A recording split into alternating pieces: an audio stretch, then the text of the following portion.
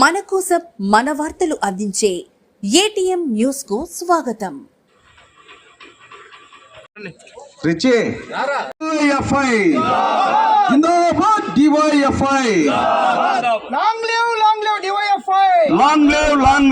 యువతలో క్రీడా నైపుణ్యాన్ని పెంచేలా ప్రభుత్వం ప్రయత్నించాలి. సిపిఎం రాష్ట్ర నాయకులు రామ్ భూపాల్.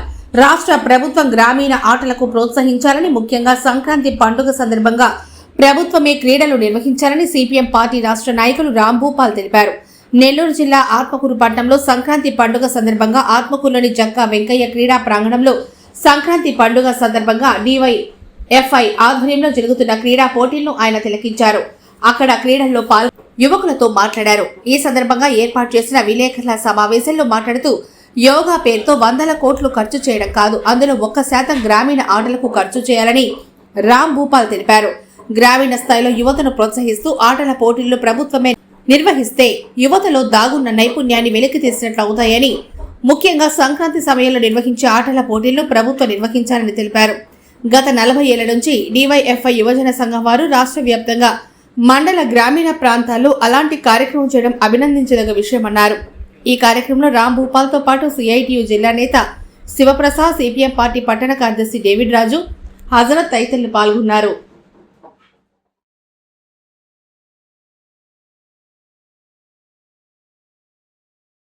ఈరోజు ఈ ఆత్మకూరులో జరుగుతున్నటువంటి ఈ ఆటల పోటీలు చూస్తే చాలా ఆనందంగాను, ప్రభుత్వం దీని నుంచి మరింత అభివృద్ధి చేయాల్సిన అవసరాన్ని గుర్తించాల్సిన ప్రాధాన్యత రీత్యా కనపడుతుంది. ఎందుకంటే గత 40 సంవత్సరాలకు పైగా ఇక్కడ డివైఎఫ్ఐ యువజన సంఘం ఆధ్వర్యంలో ఇంత పెద్ద ఎత్తున ఆటల పోటీలు నడుపుతూ ఈరోజు 48 టీములకు పైగా క్రికెట్ టీములు రావడం కానీ, అదేవిధంగా ఇట్లాంటి సాంస్కృతిక సాంఘిక జీవనానికి సంబంధించిన ప్రోత్సాహం ఎంత పెద్ద ఎత్తున ఉందో దీన్ని బట్టి కనపడుతుంది. ముఖ్యంగా ఇక్కడ పాల్గొంటున్న యువకులు కానీ, వీరిని ప్రోత్సహిస్తున్న సీనియర్లు, ఇక్కడ ఉన్న ఉద్యోగులు, వివిధ రంగాలలో పనిచేస్తున్నటువంటి వృత్తి నిపుణులు, అదేవిధంగా వీరికి సహకారం అందిస్తున్నటువంటి దాతలు, వీళ్ళందరి సహకారంతో గత 40 సంవత్సరాలకు పైగా ఈ కార్యక్రమాన్ని నడుపుతున్నారు.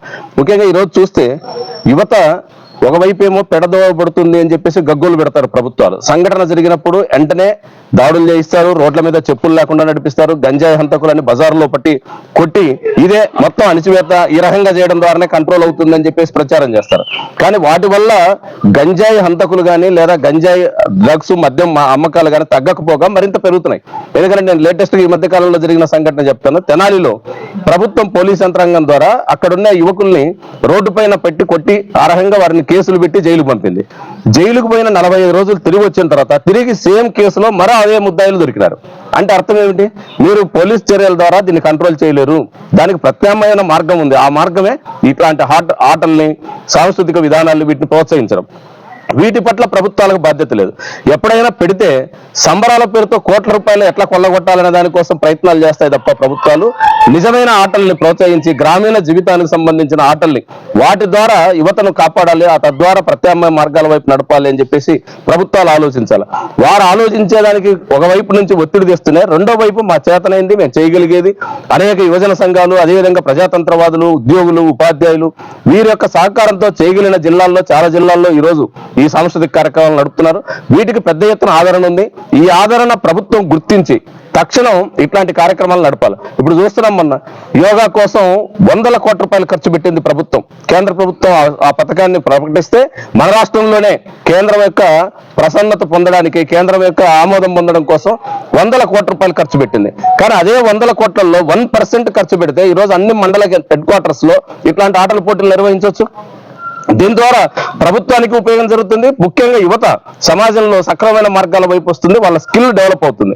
కాబట్టి ప్రభుత్వాలు ఇప్పటికైనా ఆలోచించి ఇట్లాంటి ఆటల పోటీలు ప్రోత్సహించాలని చెప్పి జక్కా వెంకయ్య గారి ఏదైతే ఆయన తన జీవితం యావత్తు యువతీ యువకుల సమాజం కోసం, ఉన్నత కోసం కృషి చేసినాడో ఆయన పేరుతో ఈ ఆటలు నిర్వహించడం మరింత ఆనందదాయకం. ఇట్లాంటి ఆటలను ప్రోత్సహిస్తున్న దాతలందరికీ, పెద్దలందరికీ కూడా సిపిఎం రాష్ట్ర కమిటీ తరఫున హృదయపూర్వకమైనటువంటి అభినందనలు.